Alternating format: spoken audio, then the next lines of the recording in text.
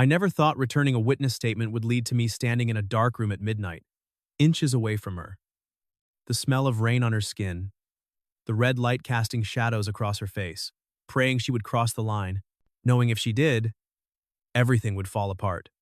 Her name was Caroline Preston, 44 years old, divorce attorney, mother of a 17-year-old daughter. And me, I was 29, a photographer who thought he was just doing the right thing. Turns out, doing the right thing costs more than you think. Let me go back. To the beginning. To the moment I should have walked away. October. Tuesday, afternoon. I was standing on Michigan Avenue with my camera, shooting architecture. The way light hits glass at 4 p.m.? That's when I saw it. A black Mercedes, blowing through a red light, slamming into a delivery van. The sound of metal on metal echoed down the street like a gunshot. I ran over. The van driver stumbled out, shaken, blood on his forehead. But alive. I gave my information to the police. Witness statement. I thought that was the end of it. I was wrong. A week later, my phone buzzed. Unknown number. I almost didn't answer. Is this Ryan Torres? Her voice. Crisp. Professional. But underneath, there was something else. A thread of warmth that made me sit up straighter. Speaking. This is Caroline Preston. From Preston and Associates. You witnessed an accident on October 8th. Michigan and East Randolph. A black Mercedes and a delivery van. I remembered. Yeah. The Mercedes ran the light. Exactly.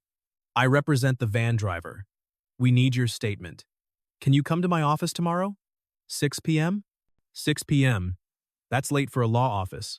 6? That's after hours. A pause.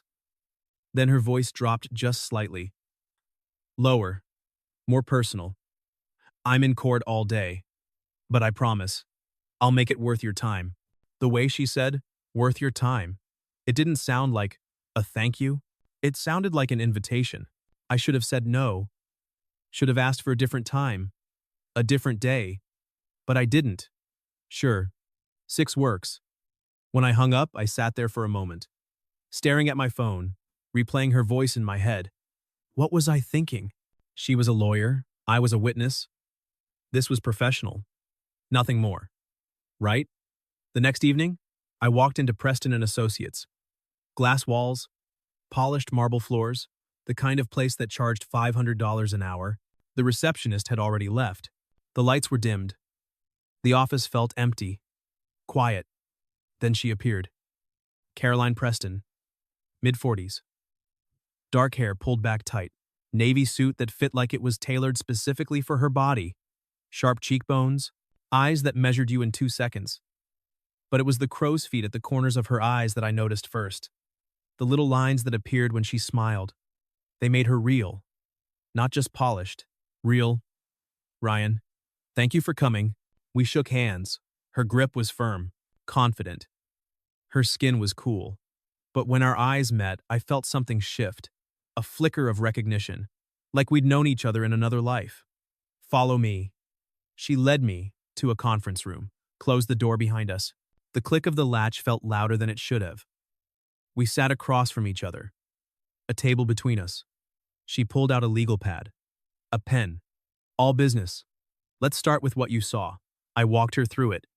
The Mercedes. The light. The impact. The driver. She took notes. Asked sharp questions. Clarified timelines. Professional. Focused. But when she leaned forward to review the document I'd signed, I caught the scent of her perfume. Subtle. Expensive. It smelled like hotel lobbies and first-class flights and women who knew exactly who they were. It made something tighten in my chest. This is perfect, she said. You're a very credible witness. I'm just telling the truth. She smiled. Tired. Real. Most people can't even do that.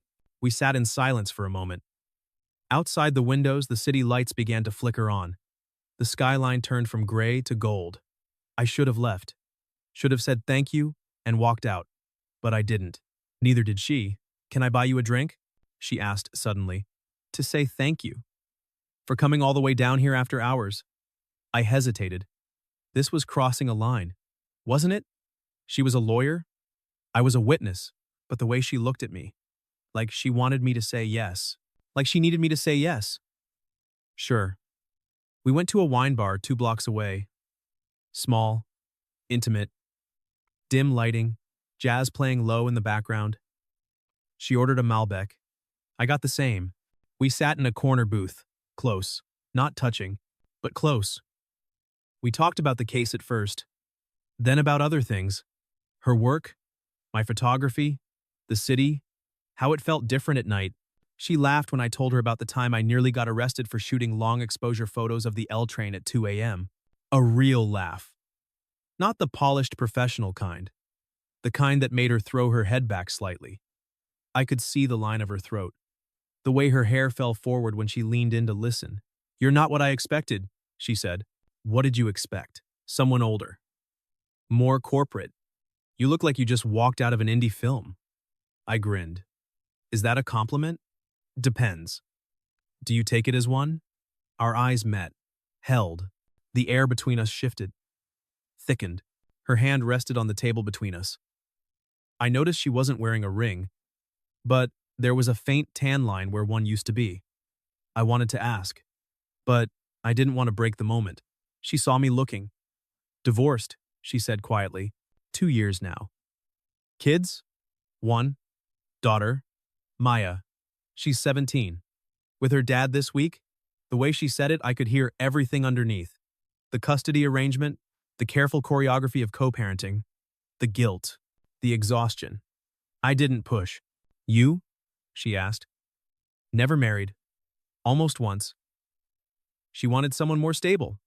Someone with a real job. Caroline tilted her head. "Stable is overrated."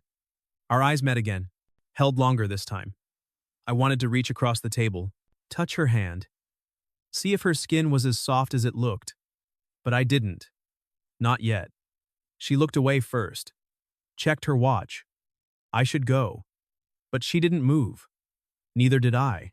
The moment stretched. Finally, she stood. I walked her to her car. A silver Audi parked under a streetlight. She unlocked it, turned to face me. We stood too close. I could smell her perfume again. Something floral. Something that made me think of silk sheets and Sunday mornings and things I had no business thinking about. "Thank you, Ryan. For the statement. And for the drink. Anytime." She hesitated, then reached out, touched my arm. Just for a second. Her fingers were warm through my sleeve. "Electric. If you ever need anything, call me." She handed me her card. Her personal cell number was written on the back in blue ink. I watched her drive away, the taillights disappearing into the city. The street felt quieter after she left. Colder, like something had been there and now it wasn't. I stood there for a long time, holding her card, wondering what the hell I was doing. What was I thinking? She was 44. I was 29. She was a lawyer, a mother. She had a life, responsibilities, complications. And me? I was a freelance photographer who ate ramen 3 nights a week and couldn't commit to a gym membership. This was insane. But I couldn't stop thinking about her. The way she smiled, the way she looked at me like I was someone worth looking at. 2 days later, I texted her. Just to say thanks. She replied an hour later. We started messaging. Little things. A photo I took of the skyline at dawn. A case she won. A joke about Chicago traffic. It was easy. Natural. Like we'd been doing this for years. A week passed. Then she called. "Are you free Friday night?" My heart jumped. "Depends. On what?" "On what you have in mind." A pause. I could hear her smile through the phone. "Dinner. My place. I'll cook." "You cook?" "Don't sound so surprised." I laughed. "What time?" 8. "I'll text you the address." Friday came. I bought flowers. Peonies. They felt right. Elegant. Expensive. The kind of thing you bring when you're trying to impress someone. Her building was in Lincoln Park. Old brick. Ivy climbing the walls. The kind of place with history. She answered the door in jeans and a cashmere sweater. Barefoot, hair down. She looked younger, softer, like she'd taken off a mask. "You brought flowers. You sound surprised." She smiled. Took them. "Come in." Her apartment was warm, Books everywhere, stacked on shelves, on tables, on the floor, art on the walls, bold abstract pieces, splashes of color. A kitchen that smelled like garlic and wine and rosemary. She'd made pasta, homemade. We ate at her dining table by candlelight. The flames flickered between us, cast shadows on her face, made her eyes look darker. We talked about everything. Her daughter, my work, her marriage, why it ended. I stayed too long, she said. For Maya, I thought it was better for her if we stayed together. But kids know when you're unhappy. They can feel it. Does she blame you? Sometimes. She's 17. She blames me for everything. Her voice cracked slightly. I reached across the table, took her hand. She didn't pull away. Her fingers curled around mine, warm, solid. We sat like that for a long moment, not talking, just holding hands across a table, like teenagers. After dinner, we moved to the couch. She poured more wine. We sat close, not touching, but close. I could feel the heat of her next to me, the way her breathing slowed when she relaxed. I looked at her profile, the curve of her cheek, the line of her jaw, the way her hair fell forward, those crow's feet when she smiled. I wanted to kiss her, badly, but I didn't. Not yet. The line between us was still there, thin, but there. I should go, I said finally. She nodded, walked me to the door. We stood in the hallway. The air between us was thick, electric, charged. Ryan. Yeah? I'm glad you came tonight. Me too. She reached up, brushed a strand of hair off my forehead. Her fingers lingered, traced down my temple, my cheek. I held my breath. Then she pulled back. Good night. I left. But I didn't want to. I wanted to stay. I wanted to pull her close and kiss her and forget about all the reasons this was a bad idea. But I didn't. Because she was right. This was complicated, and rushing it would only make it worse. Over the next few weeks, we saw each other more. Dinner again, drinks after work, coffee on Saturday mornings. We texted constantly. Photos, jokes, random observations. It felt easy, natural, like we'd known each other forever. But there was always a line, a boundary we didn't cross. She never invited me to stay the night. I never pushed. We were dancing around something. Both of us knew it, but neither of us wanted to be the first to step over. Then one Saturday, she asked if I wanted to come see my photography exhibition. I had a small show at a gallery in Wicker Park. Nothing major, just a local space. But it was mine. I'd love to see it, she said. Opening is at 7. But it gets crowded. Come at 5. Before the crowds, she arrived at 5:15. Navy coat, dark jeans, hair pulled back, professional, like she'd just come from the office, which she probably had. Even on Saturdays she worked. We walked through the gallery together. My photos lined the walls, urban decay, abandoned buildings, rusted fire escapes, empty train platforms at dawn, the forgotten corners of the city. She stopped in front of each one, really looked, studied them, didn't just glance and move on. These are stunning, she said quietly. Thank you. No, really. You see things most people miss. The beauty in the broken places. I wanted to tell her that's what I thought about her, that she was beautiful in all the places she thought were broken. But before I could speak, someone called her name. Caroline? A woman. Mid-30s. Blonde. Sharp suit. An associate from Caroline's firm. Emily something. Caroline's face shifted instantly. Professional mask back in place. Emily. Hi. I didn't know you were interested in photography. Emily looked at me, then back at Caroline. Curious? Suspicious. I didn't know you were either.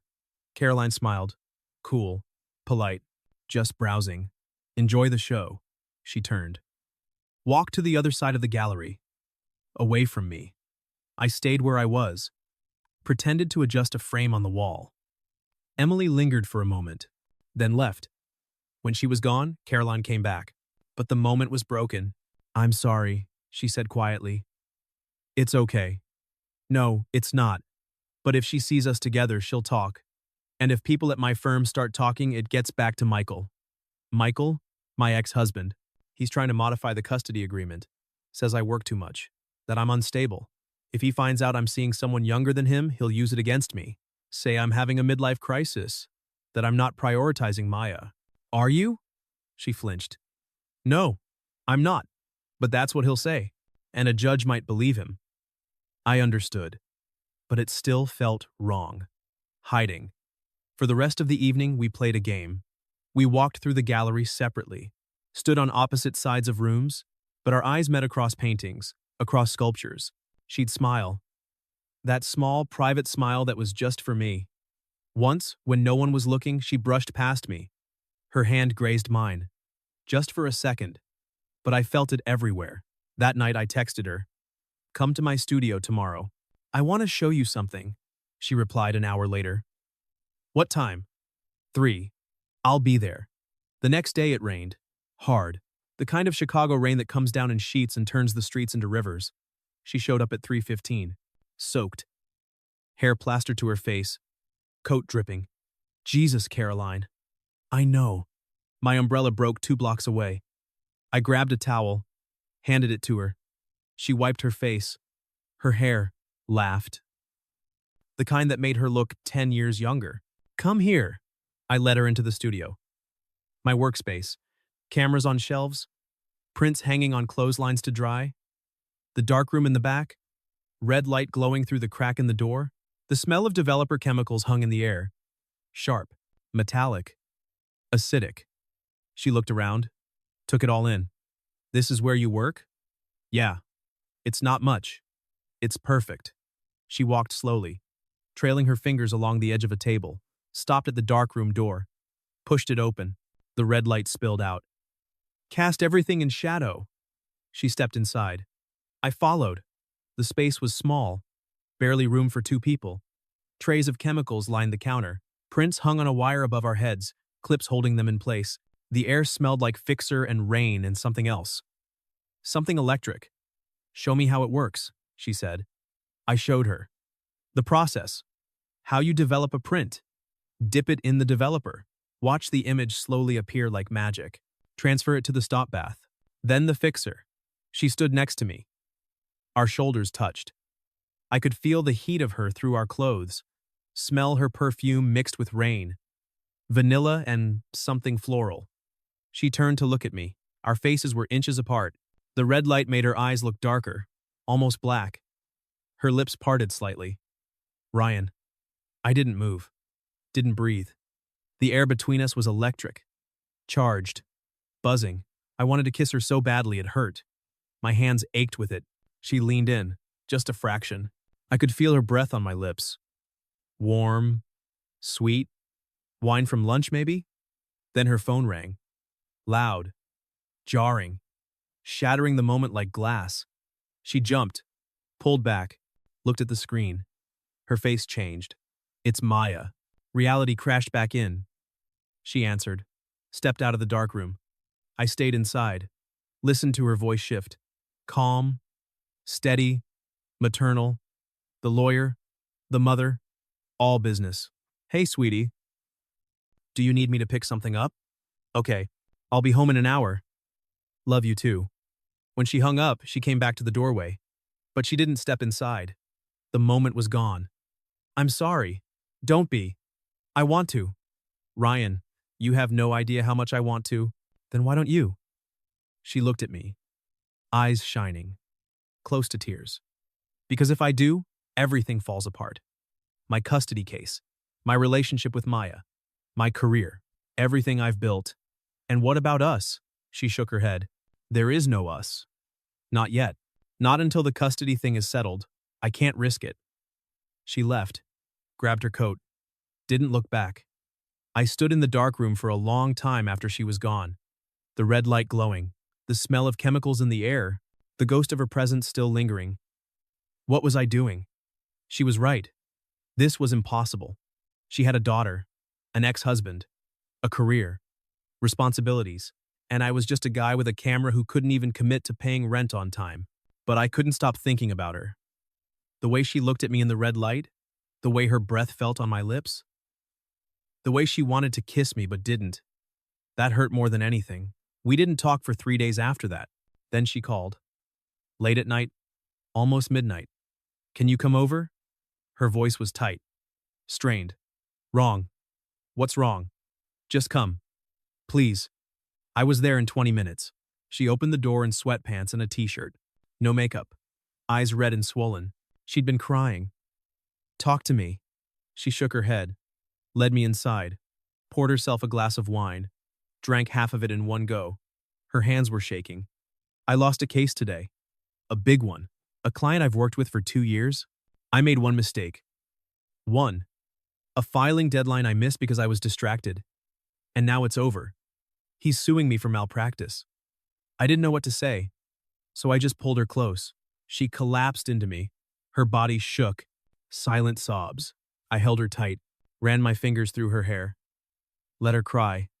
After a long while, she pulled back, wiped her eyes. I'm sorry. You didn't sign up for this. For what? This. Me. All my mess. My job. My ex. My daughter. My failures. Everyone's got mess. Caroline. She looked at me. Really looked at me. Like she was seeing me for the first time. Then she kissed me. Hard. Desperate. Hungry. Like she'd been holding back for weeks and couldn't anymore. I kissed her back, my hands in her hair, her body pressed against mine. We stumbled toward the couch. She pulled my shirt over my head. I slid her sweatshirt off. Her skin was warm, soft. She smelled like wine and vanilla and rain. We were about to cross a line we couldn't uncross. Her hands on my chest, my hands on her waist. Then she froze, pulled back, breathing hard. I can't. Caroline, no. Listen. I want to. God, I want to. But Maya's struggling right now. The divorce, school. Her dad just got engaged to his girlfriend. If Maya finds out about you, about us, she'll lose it. And if Michael finds out, he'll use it against me in court. He'll say I'm unstable, that I'm choosing men over my daughter, that I'm not fit to have primary custody. Are you? She flinched, looked away. No, but that's what he'll say. And I can't risk losing her. I wanted to argue, to tell her we could figure it out, that we could keep it secret, that it would be okay. But I saw the fear in her eyes, the exhaustion, the weight of everything she was carrying. So I nodded. Okay. If you need space, I'll give you space. But I'm not going anywhere. When you're ready, I'll be here. She didn't say anything, just watched me put my shirt back on. Walked to the door. I stopped, turned. I mean it, Caroline. I'll wait. I left. The hallway felt colder than it should have. I stood by the elevator for a long time, wondering if I'd just made the biggest mistake of my life, or if walking away was the kindest thing I could do. 3 months passed. We didn't talk. I threw myself into work. Shot a new series. Urban isolation. Empty streets at dawn. Figures in windows. Alone together. It was my way of not thinking about her. But it didn't work. Every photo I took, I saw her face. Then one afternoon, my phone rang. Unknown number. But I knew. I knew before I answered. Ryan. Her voice. Quieter than I remembered. Tired. Caroline, I need to see you. When? Now. Can you come to my office? Something in her tone made my stomach drop. Ice in my veins. I was there in 30 minutes. But when I walked into the conference room, it wasn't just her. There was another lawyer, a man. Mid-50s. Expensive suit. Silver hair, cold eyes, predator eyes. Ryan Torres? He said. Extended his hand. I didn't take it. Who are you? Gerald Moss? I represent Michael Preston, Caroline's ex-husband. My blood ran cold. Caroline sat across the table. Hands folded. Knuckles white. She wouldn't look at me. What's this about? I asked. Moss smiled. Predatory. Enjoying this. Mr. Preston is filing for full custody of his daughter, Maya. And you, Mr. Torres, are going to be a witness. A witness? For what? For Miss Preston's inappropriate relationship with you. A relationship that began while you were a material witness in one of her active cases. A clear violation of professional ethics under the Illinois Rules of Professional Conduct. Conduct unbecoming of an attorney. I looked at Caroline. She was pale, trembling, eyes fixed on the table. That's not what happened, isn't it? Moss pulled out a folder. Photos. Us at the wine bar. Walking into her building. At the Art Institute, standing close. Too close. At my studio. Her car parked outside at 11 p.m. My client hired a private investigator 3 months ago. We have documentation. Dates. Times. Witnesses who saw you together in public. I felt sick. My hands clenched into fists. You followed us? Moss ignored me. Slid a document across the table. You'll testify. In court. Under oath. About the nature of your relationship with Miss Preston. When it started. How many times you met. Whether you were intimate. Whether her minor daughter was present in the home during any of your visits. Maya was never. Doesn't matter. Moss cut me off. The appearance of impropriety is enough. Miss Preston violated bar ethics. She prioritized her personal desires over her professional duties and her daughter's well-being. That makes her unfit for primary custody. I looked at Caroline. She was crying now, silently, tears running down her face, not looking at me. And if I refuse? I asked. Moss smiled wider. Your livelihood. Your choice, Mr. Torres. He stood, straightened his tie, buttoned his suit jacket. All smooth, practiced movements. You'll receive a court summons in the mail within the week. I suggest you retain legal counsel. He left. The door clicked shut. Caroline and I sat in silence. The air felt heavy, suffocating. Finally, she looked up at me. I'm sorry. Sorry? My voice came out harder than I meant. Caroline, he's going to use me to take your daughter away. I know. Her voice broke. I know. And I don't know how to stop it. My lawyer says if I fight it, I look defensive. If I don't fight it, I look guilty. Either way, I lose. I wanted to be angry, to yell, to blame her for dragging me into this.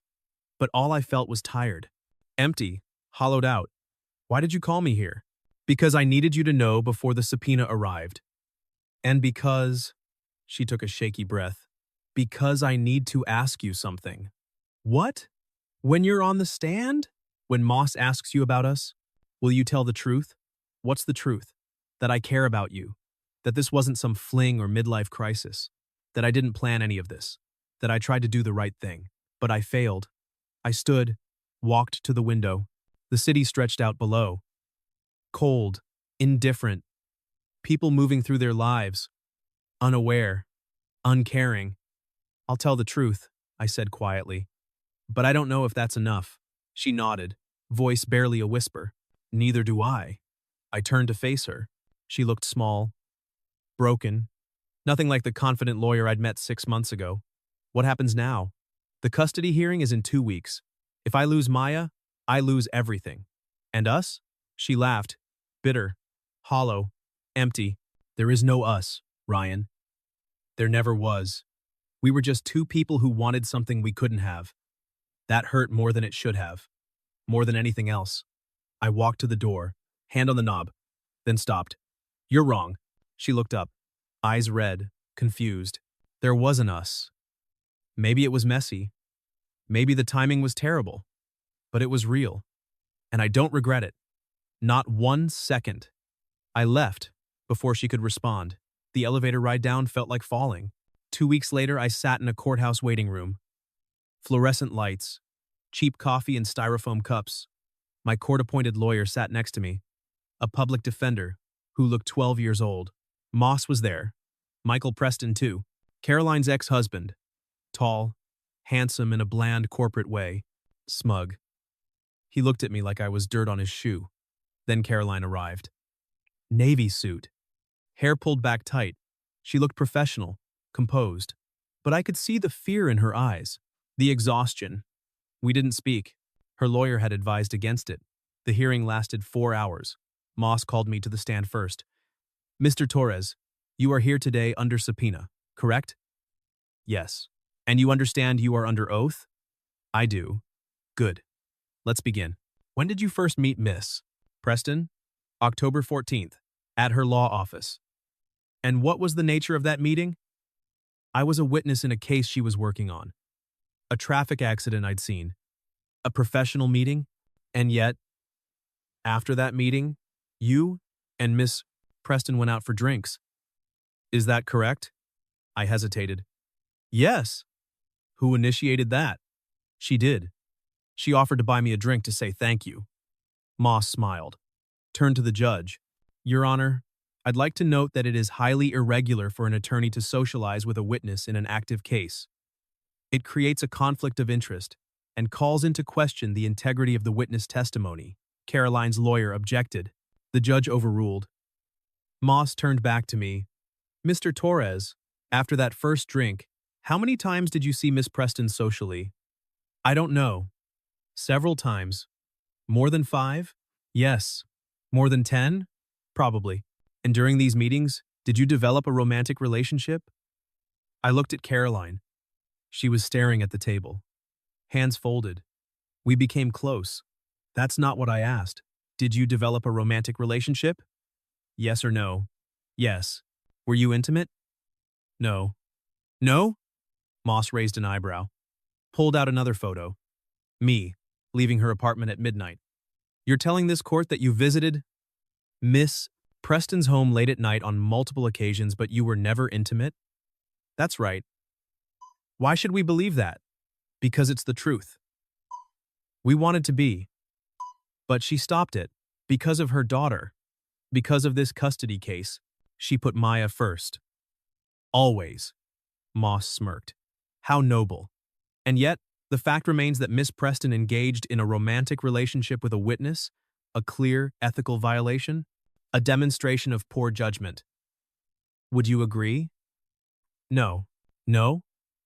You don't think it's poor judgment for a mother in the middle of a custody dispute to date a man 15 years her junior? Caroline's lawyer objected. Argumentative. Sustained, the judge said. But the damage was done. Moss had planted the seed. I was excused. Caroline's lawyer called her to the stand next. She testified for over an hour. Explained her side. That she hadn't planned to develop feelings for me. That she'd tried to end it multiple times. That Maya had always been her priority. That she'd never been negligent or unfit. Moss cross-examined. Brutal. Methodical. Miss Preston, you claim you put your daughter first, and yet you pursued a relationship with a witness in one of your cases? You brought him to your home? You allowed your teenage daughter to potentially learn about this relationship through gossip or observation? Does that sound like putting your daughter first? I made mistakes, but I never put Maya in danger. Didn't you? Emotional danger counts, Miss Preston. Your daughter is 17, at a vulnerable age, and you introduced chaos into her life. An affair with a younger man, public scrutiny, a custody battle, all because you couldn't control your own desires. Objection! Caroline's lawyer stood. Counsel is testifying. Withdrawn, Moss said smoothly. Smiled. He'd made his point. When it was over, the judge dismissed us. Said he'd issue a ruling within a week.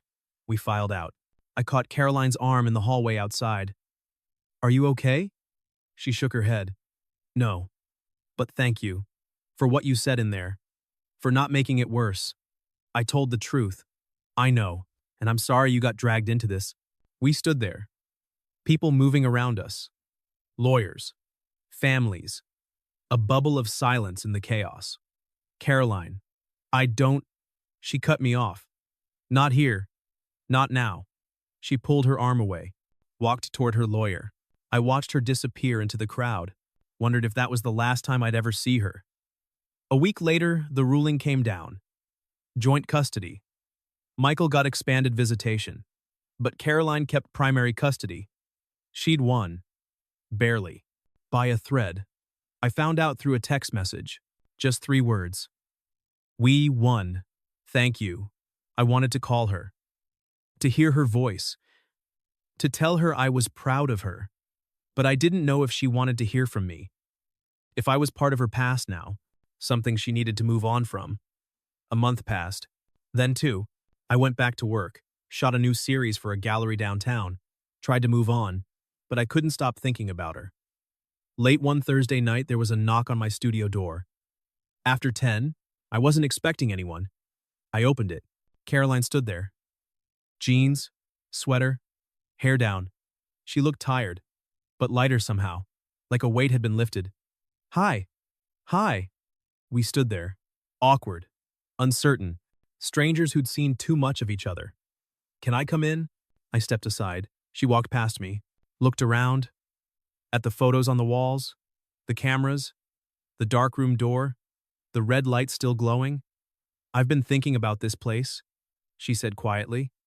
Yeah? Yeah. About that day it rained. When we were in the darkroom, when we almost… I remember. She turned to face me, eyes shining in the dim light. I'm sorry, Ryan. For everything.